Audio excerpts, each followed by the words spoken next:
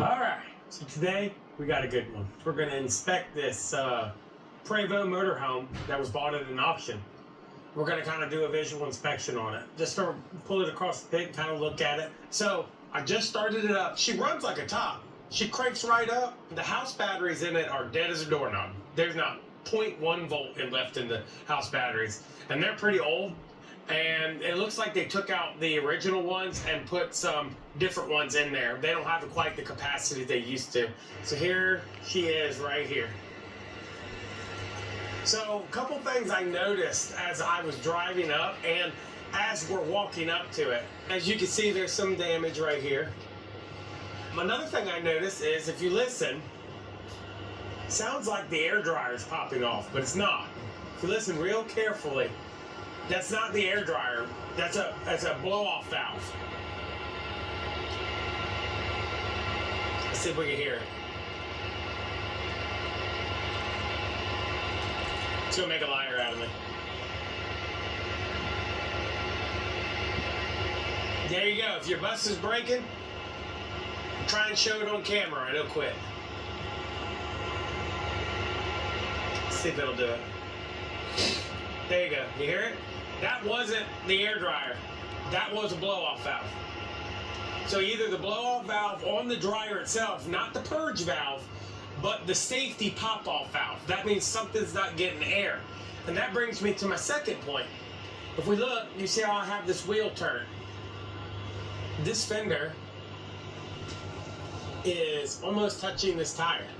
The suspension hasn't raised in either the front or the back. It's on the wheels.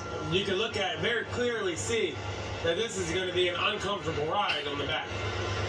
Okay? So that is a problem.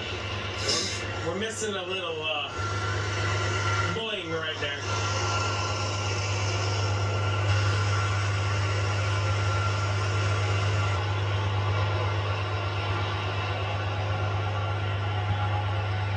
Overall, on the outside, she's not a bad looking bus.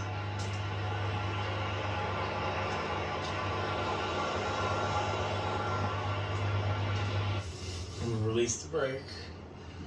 Try not to run any people over. I will say that the brakes, I have to hold all the way, like I have got massive pressure on the floor just to keep it from moving. And if I just let off just a hair, you see my foot move? Like that, just enough. If I just let off, I'm pushing hard. I barely let off. This bus is starting to move. We definitely going to have to take a look at the brakes. But I want you to listen. When I first, it may quit since it warmed up, but when I first started moving it, the power steering was really noisy and it was very jerky, like it had air in it, which I've had it running now for about 20 minutes. So maybe that's kind of cured itself. Maybe it did have some air, maybe there's a leak, but oh my God, yeah, it's really bad to stop this thing.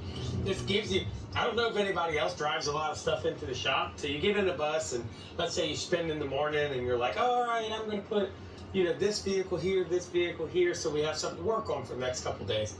And you get in them and you start moving them around and you've been driving them around for, 30 minutes or so, 45 minutes, because they all got to air up. And so you're getting in multiple different vehicles. And then you jump in one that the brakes are messed up in, and then it gives you that slight pucker feeling where you're like, oh no, is it gonna stop? And then you almost crap your pants before you immediately throw yourself through the windshield because you put it all the way to the floor. That's kind of the effect that this bus gives you. Like I'm pressing on the brake, and it's not stopping. I'm pushing a little harder, I'm pushing a little harder, I'm pushing a little harder. Okay, now she's starting to slow down. So that's scary. And then now it's stuck. So the brake is actually hung, look. See? Y'all see that? So if I, that's funny. So if I reach down,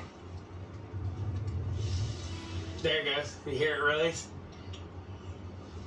So we've definitely got something going on there that we need to look at. Now, they did tell me that they had it somewhere else, Prevost or wherever they had it, you know, they had said something about there were some issues with some calipers. You know, I do listen when people say, hey, I've taken it to this shop and they said that these 7 things are wrong. And then, you know, I'll keep that in the back of my head, but I try to just dismiss what they said and do my own inspection, because I found over 20 years of doing this that when you go to corporations, like larger shops, like big Detroit dealers and all these other places like that, they do something called filter eyes. And it's like whatever they're good at is what they pick out and find. I'm not saying that it's not a problem, but there may be other problems there, or that's not a problem. They're just trying to make a quick buck.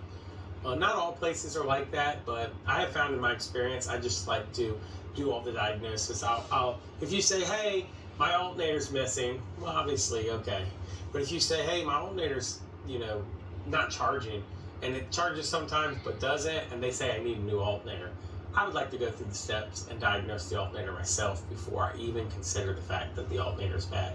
Because it could be just a broken wire, a relay base, blower cut-in relay, something stupid and small that maybe the shop doesn't really understand, that I have a better understanding of because I've only worked on buses my whole life. I wouldn't go in there and tell him how to work on a 930 cat wheel loader. He may know more about that than I do. But anyway, just saying that. I know they sent me like a list of stuff that, you know, Prevost and some other people looked at, or whoever looked at. I kind of take it with a grain of salt because I like to do my own. And I just, walking up to it, we found, you know, these couple items. So what we're going to do now is we're going to turn it off. We're going to get my spray bottle, my flashlight, and we're going to get under the bus and see what we can find. We may find that this was an excellent bus, or we may not. Gotta get my lanterns and big lights and so y'all can see what I see. Like the Christmas song. Alright. Now we're cooking with Kool-Aid. Alright, so let's take a look at this. Alright, first off, we got Rockwell brakes. Not a bad deal, but they're not the most desirable brakes. They have to be maintained at a special interval. They're definitely more of a unique brake. There are several different ways that you have to service them. There's an older style, there's a newer style. These pins are very important. They will seize up and they will catch your bus on fire. And I bet you, if you, yeah. So remember, the brakes were just hanging a second ago. So let's look at this wheel. You're like, well, it just looks rusty. Well, it does. It doesn't look like it's been off in a hot minute. And it hasn't. And then you come to this side and look at that wheel. You look at the deep grooving and how hot it looks. It's probably hard to see in the camera. Am I light off?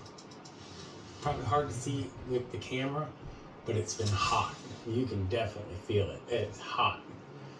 Been hot. So, and then look at the discoloration. As you can see you can see the rust flaking right here, okay? But then when you start to see different colors like yellow, orange, and then you see like that crusty flaking right there, that's a good sign that something's been hot.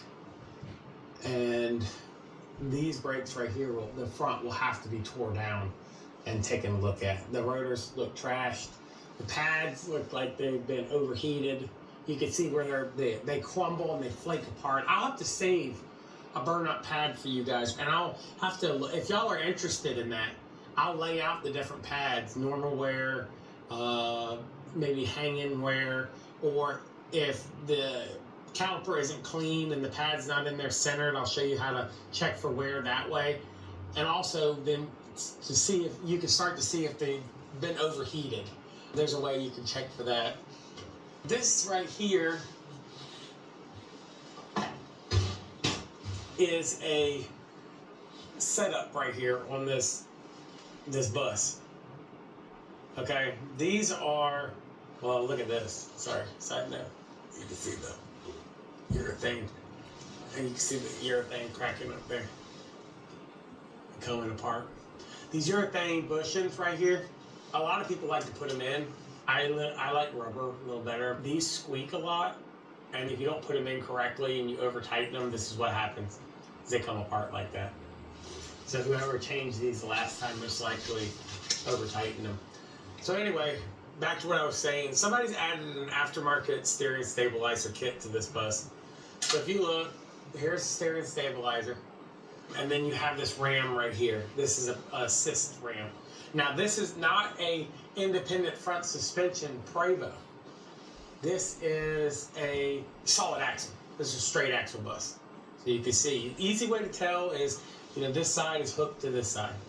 So if I come across, solid axle. So if you're ever buying something and call somebody up and say, hey, I need this. And they say, do you have independent front suspension or do you have a solid axle? Well, solid axle. Independent front suspension will have those A-arms on it. Oh, I got some wear right there. I can hear something leaking too. Somebody took the tank drain out and put a plug in the tank. That's not a good idea. Let's go ahead and hit this thing with our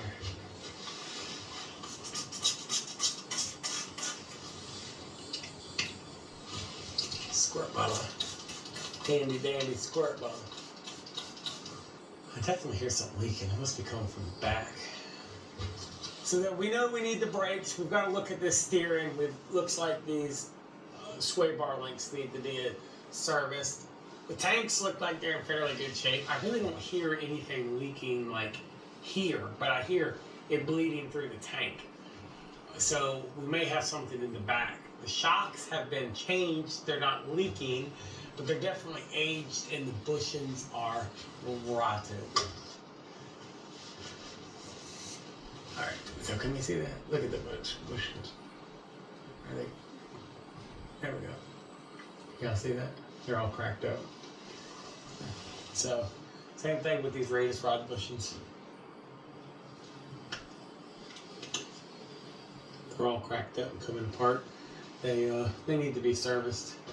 We've got some live wires that are just chopped off and laying up there in that hole. That probably needs to be looked at.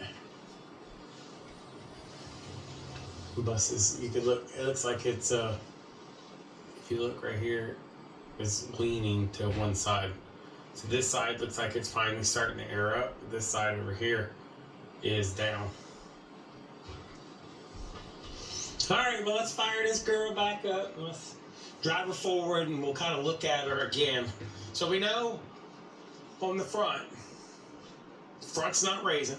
So the things that we've seen just by looking at it visually. And that's why I like to get a baseline. I look at them visually before I start pulling stuff off. Because if I get under there and find that the frame is rotted or something major is going on, before I spend a lot of time and energy and waste the customer's money and time if they're not going to fix it, and my time, because I don't want to get under there and check it over from front to back and find $40,000 worth of work that the bus needs. And I spend all the time finding every little thing, and they're like, yeah, we're not going to put that in there. So I kind of like to, on an unknown bus, on something that someone's not sure. Now, if this is their bus that their grandfather gave them, and it's something that they'll keep for a lifetime, we'll go ahead and go under there and tear everything down and go ahead and go through it, because he's not going to get rid of it.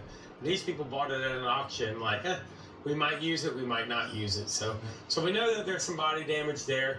It looks like the sway bar links bushings need to be replaced. Some radius rod work needs to be done. It's not going to hurt to put these shocks on it. They look old. They're not leaking, but while we have the front tires off and we're doing the radius rods, it's probably worth pulling those off and either putting new bushings in them or bench testing them to see if the shocks are in good shape. If there's no fluid left in them, we need to change them. And then obviously the Rockwell brakes need to be tore all the way down and gone through. The fact that the front was hanging earlier is a no-brainer. If you're going to even attempt to use this bus, the front two calipers need to be gone through, cleaned up, repacked full of grease. Pins need to be cleaned up, probably new pin kits on there. Let's look at the tire. Out of curiosity, I want to see. You got some good years on them. Let's see how long these tires have been on here. I'm just curious at this point. I don't know who else is out there that deals with tires on a daily basis. But I think it should be a law that they have to put it on both sides of the tire. You have to put the date on both sides of the tire, because it never fails that it's always on the inside where you can't get to it. For all you who don't know, this right here is your tire code. So that's the 37th week of 2018. So these tires on this bus are now 8 years old, are going on 8 years old. This is on the front. And it's important to keep that in mind too if you're buying something like this at auction, if you don't know if you're going to fix it up or keep it, because, I mean, anybody out there, if you put 8 Michelins on here, that's $10,000 at least. Gone, right there, bare minimum. That's just for the tire. So let's go ahead and pull this thing in. Oh, I always forget that on these motorhomes, I always forget to shut the door, because on the charter buses, they got the air switch. That alarms for the cord and the antenna. She starts right up, and so from the time I got out of the bus till now, she's lost 20 psi. So she's probably got a decent leak. Oh, the power steering's doing it now. Y'all hear that? We must have a power steering leak back there. Like, listen.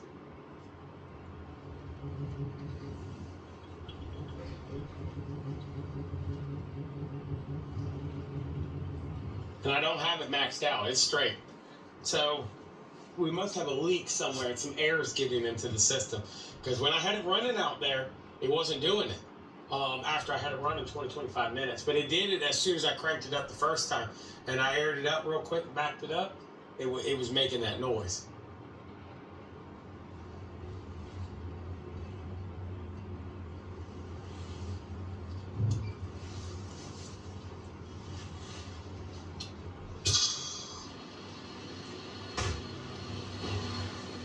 One thing I did notice too is this door doesn't shut good. Like it latches, but look how far off it is. Or maybe something we can adjust out. But I wonder if the wind caught it one day and maybe snatched it, or because it is hard to open too. And it looks like this has been removed, because you can see like it's been changed, because you can see where it used to be. I don't know. But yeah, you can see the gap. Look at that. The gap right there. And look, my wife just snuck up on me. She's the one that edits all the videos. So, and she's trying to hide from the camera. Yeah, see, she's trying to hide from the camera. But she's the one that edits all the videos. So if y'all like these videos, you should give her a thumbs up.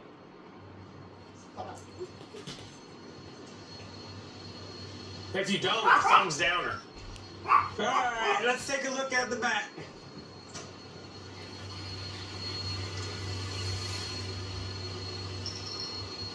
These belts are rough, buddy. Well, these are small things that can be done with service. We're missing one. And up in the frame. This one's got the manual tensioner for the alternator on it. See, tranny service with Transcend fluid. February of 2005. It might be due. Looks like we've got, this is pretty common with Prevost. See the oil pressure gauge up there? It's leaking. And so is the sending unit. It's either that, what I would do is fix this first, and then probably clean all that off and then run it and see if this is dripping also. But there's a possibility that this one's leaking and dripping on that one. Alright, let's get under this old girl and look at the back. So we got Rockwell brakes on the front. Most of the time when you have Rockwell brakes on the front, you're going to have them on the tag, and then you're going to have drums on the drive axle. And the back brakes are not working on this tag axle. They're not working at all. You can look how far out they are. And I got the brakes released still. So apparently there's definitely a problem. Let's see. Yeah, it looks like the actual pads are wore out too. I forgot to mention on the front, the airbags, they're not in bad shape. They're not severely dry rotted, but they are slightly dry rotted from age. You can see they all look like this one right here. Let me get another light. So like the sides and everything, I've seen way worse, I'm not gonna lie. But they do need to be serviced. You see the cracking in that airbag? That's what basically all the bags look like on this bus. This one's not working either, not very much. You can see the line in the middle where it's not touching, it's not flat. And look at this. So the pins tell you the story on the Rockwell. The pins right here, okay? They tell you the story. They tell you where your pad life is. There's a way you can measure. There was a tool at one point that you could measure these to see where you were in your pad life or your pad cycle. But this one right here it needs some. And then this has got the HWH suspension system on it. So these are air pressured and they have hydraulics in them. This is not a Prevost add-on. This is the Featherlite add-on. They put their own system on there instead of using the low-level system that Prevost has. So they have their own. And that's what these two shocks are. They will help level. That's part of the HWH system. The drums look pretty bad. Let me look up in there. Look at that drum. Look at the rust in there. Look, that drum is not working at all. That brake is not working at all. Zero. That's just straight rust. This wheel hasn't worked in a while. This side is working, but it's still just as bad. And then this right here is an example of a shock bushing that's been tightened up way too tight. Don't do that. They don't need to be that tight. Definitely hear a bunch of stuff leaking right here.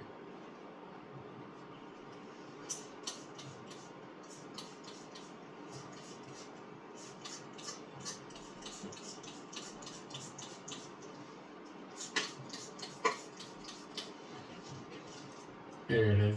There's one right there. Y'all can see it right there. See that push fin. Probably a couple more. I hear another one somewhere too. Here's something that should be bleeding through there.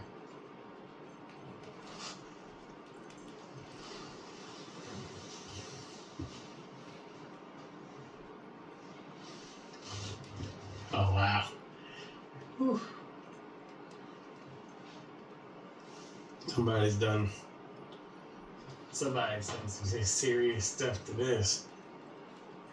Let's get up here and look at this mess. Looks like they Union City. Looks like they come in and cut everything out.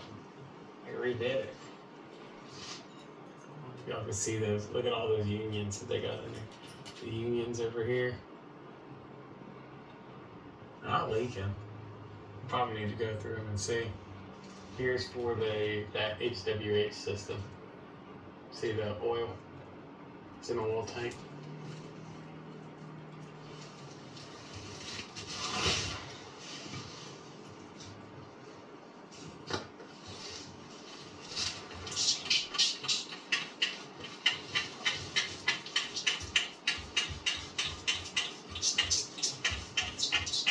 So remember we said the bus is not raising? Well, you need to go through this stuff and figure out if something they did. You can look at these leaks right here.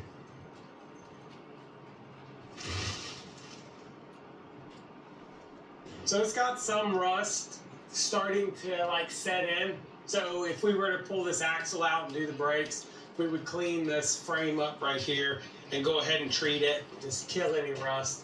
You can see some of the frame on the axle right here. We would treat that and go ahead and kill it now because these Prevost is like a cancer. And if anyone's interested, I keep getting asked. I thought Prevost had stainless steel frames. And I can answer that in another video. I'll give you a short snippet about it now. The answer is yes. They do have stainless steel bodies. Bodies. but they do not have stainless steel frames. And I can go over that in another video. You cannot use stainless as a hard part for an axle or something like that because stainless is too brittle. And I can do a demonstration to show you guys. That's a big thing that's kind of in the marketing, that's kind of vague. But example is, I'll put a link in the description for a bus we did. I don't know if the video is out yet or not. Jessica may have put it out already, or she may not have. But I'll put a link in the description for a MC9 that we did. The rear where the engine is, where the body is on both sides, the framework is stainless. And the problem with stainless is it's brittle. It breaks. So we'll put a link in the description for that video. If you haven't seen it, I suggest go watch it. But you can't use hard parts like the main frame beams where the radius rods and stuff go to. Stainless isn't going to cut it. You're going to have to use steel. But the body, you can use stainless because they use sheathing and you have riveted panels. That's where you get your strength from. A lot of people are like, well, Prevost are supposed to have stainless, so they shouldn't have rust. Well, that's not true. The bad thing about a Prevost too is you got to get them when they're starting like this one. This one's not bad. This one's got excellent bones, but you got to get them while they are in this situation. You don't want to wait until there's holes in it or anything like that. By then, the rest of the bus is going to start to get to the point where it may not be worth fixing. It's got the old style lights in it. It definitely looks like like I said, it seems like a fairly clean bus. I'm going to kind of stop right here on it. I see where the bill is getting kind of high on it. Like, we got brakes on every axle, we got some airbags, we got some shocks, we found in the back. Got several air leaks. They've butchered up some lines. Every wheel needs to come off this bus. We know it needs house batteries. I'm gonna pull it outside real quick and we'll kind of look at the bays. They've got the generator disconnected for some reason, but let me pull it outside and we'll go over it real quick. I did it again. I left the door open again. I've been working on some charter buses recently, so it's a habit. Pull it open and air it up and shut it. So yeah, look, we are all the way down just from checking out the rear. We're all the way down to, and I had the parking brake released. That's super bad. So there's a lot of little air leaks that we're gonna have to go through. We're gonna have to pull the wheels off and soak everything down and go through everything. It runs good, no smoke, no nothing. It is a good, got good bones. I keep saying that, but it does. Motor runs good, transmission seems to be fine. I can tell it's been sitting up for many years and hasn't been used. So I think it can be a great bus if you want to put the money and time into it. And that's where it comes in. You can see that. Look at that window right there. It's actually like the rubber's coming out of it. Where they glue them together. Or the epoxy. This thing's kind of hanging down. That will need to be fixed. And that power steering is making that noise again. Yeah, definitely got a leak somewhere. Got some lights out on the back. I'll show you. Hold on.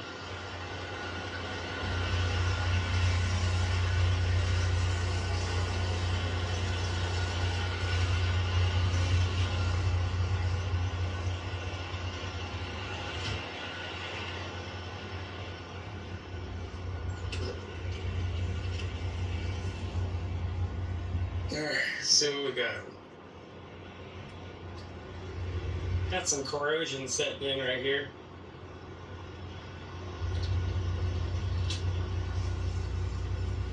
Oh, we got some air leaks in here. Listen to that. They're the airbags.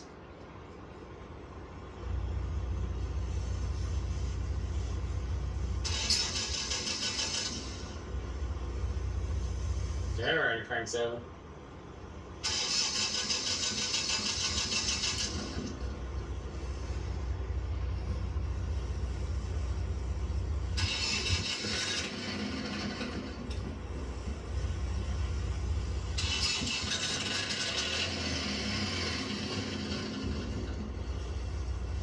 Generator wants to run. Yeah, but she's leaking good right there. This is not right. Somebody's redone all this stuff right here. They've disconnected the control center right here. Most likely had a bulldog on it.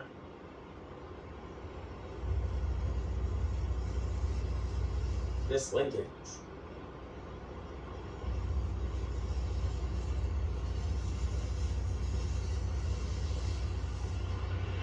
The light fell off. The door doesn't shut all the way.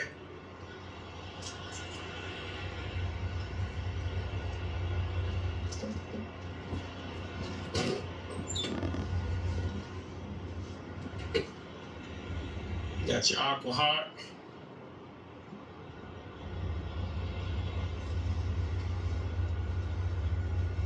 That will need to be gone through. Wow. I don't think that's Featherlite right there. Look at the corrosion on them too. All that will need to be gone through. We need to fix the house system before we can really test that stuff. So here's the generator control right here. That somebody disconnected and put a relay on it.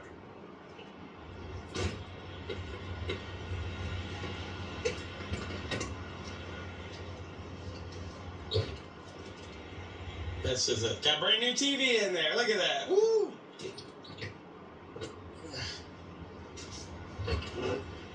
That's just a storage bay.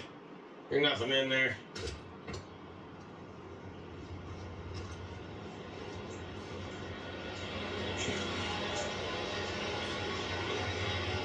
Let's see. Here's where the money is.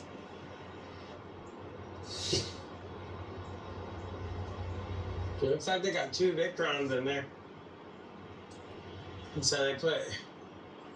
Looks like they just got chassis batteries in there. Looks like they got like a mismatched amount of batteries in it. The batteries and stuff got run dead because it was just left at an auction. Got a hose reel. There's like a couple units in there. That's where your hot water heater is. And your cord reel itself. Always like these little nifty. I always thought those are kind of cool. Yeah, like those little doors. Marathon, a lot of marathons have that. This is your wet bay.